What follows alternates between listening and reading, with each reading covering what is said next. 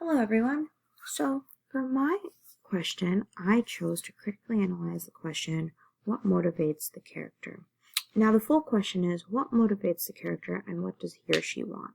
I didn't include the second portion in the title just because I thought it would be a bit confusing because I think my entire representation of how I interpret this question is a bit confusing.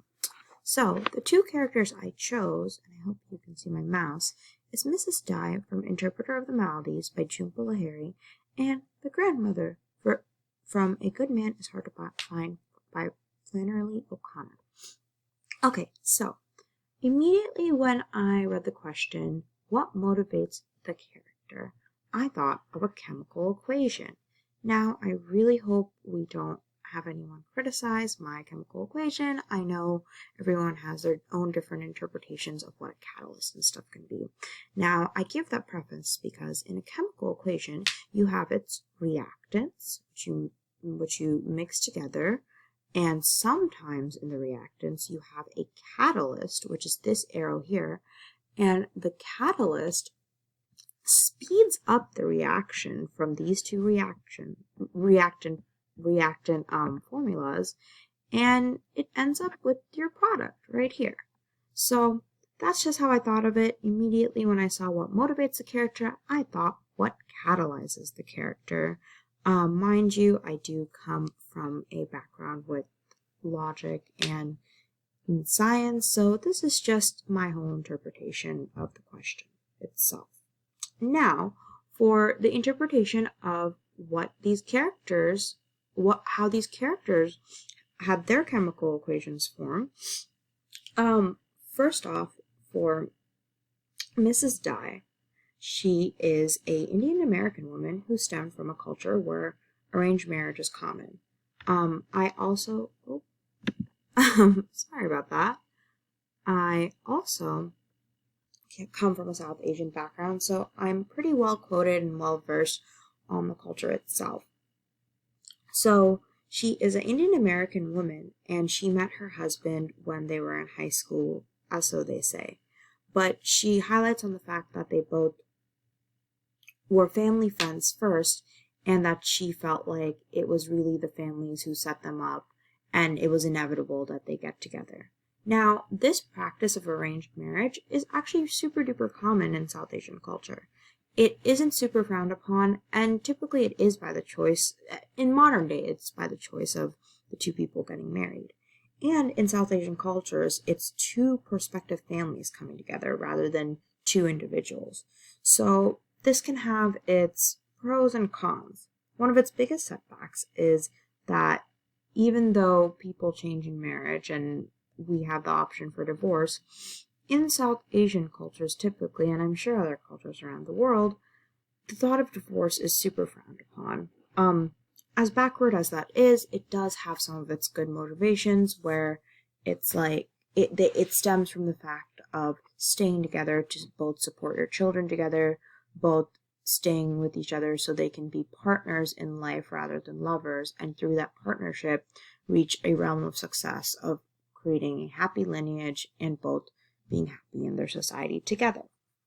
Now, unfortunately for Mrs. Di, it's obvious that she is staying in her marriage out of the obligation to follow her cultural norms. She admits pretty upfront that she neglected making any friends in college, and she didn't really think about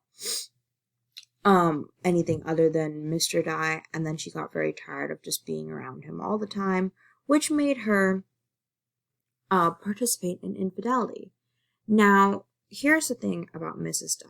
She started off with following the obligations of her cultures. She realized her sin, but this is the tricky part. Within time, she's still in denial of how it has caused those around her pain and neglect, aka what Mr. Kapsari clearly sees her being a neglecting mother and unfaithful wife. She is faced with the question of guilt, which she doesn't really reciprocate, nor does she really find any she doesn't bear any guilt or admittance to the fact that this sin of infidelity caused a lot of pain for Mr. Dye. And, that kind of catalyzed a couple things, like kind of how, how she neglected her son Bobby, how she was unable to see that Mr. Kapsari wasn't really into the conversation and he didn't really care to reciprocate and was super uncomfortable by it.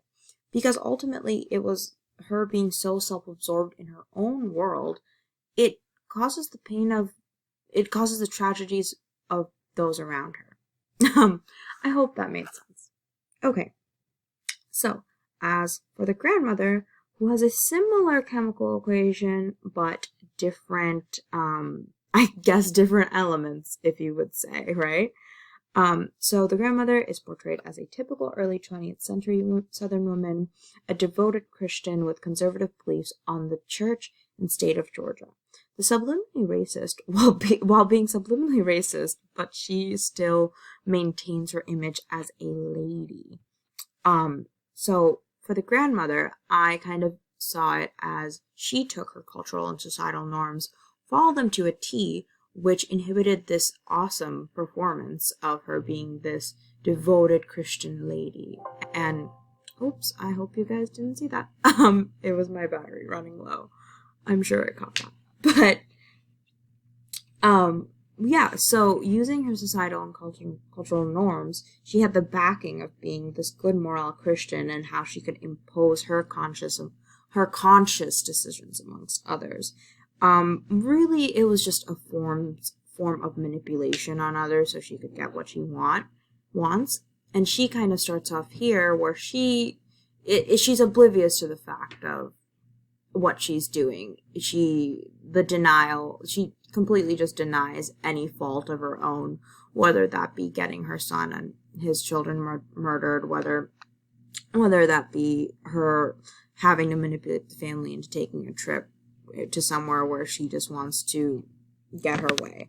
And in the end, though, unfortunately, when she faces her own tragedy and, the tragedy of others, she kind of comes to realizing that she is flawed just like ones around them when she's kind of confronted with her death, with the misfit, with her exclaiming, like, you are one of my children. It comes to her realizing, like, her being able to relate to this person, she is just as flawed. Unfortunately, she dies, and we don't see much character development there anyway. But so here's where she's a little bit different from Mrs. Dye. She adheres to her cultural and societal norms perfectly, even though denying who she actually is. Coming to that realization, it kind of was followed more so by going after her desires, and her desires are more so petty things, just out of own selfishness, but because she manipulated those to get to her desires, of course, our story ended in complete tragedy, which was really sad. For the family, at least. Just kidding, for all of them. So, both of these women's personalities are very evident of their culture and surrounding environment. It was their superiority complexes and means of self-absorbance that made them super unaware to how their traits kind of did a lot of harm to their individual families. So, yeah, that's kind of all I have. I hope you enjoyed it.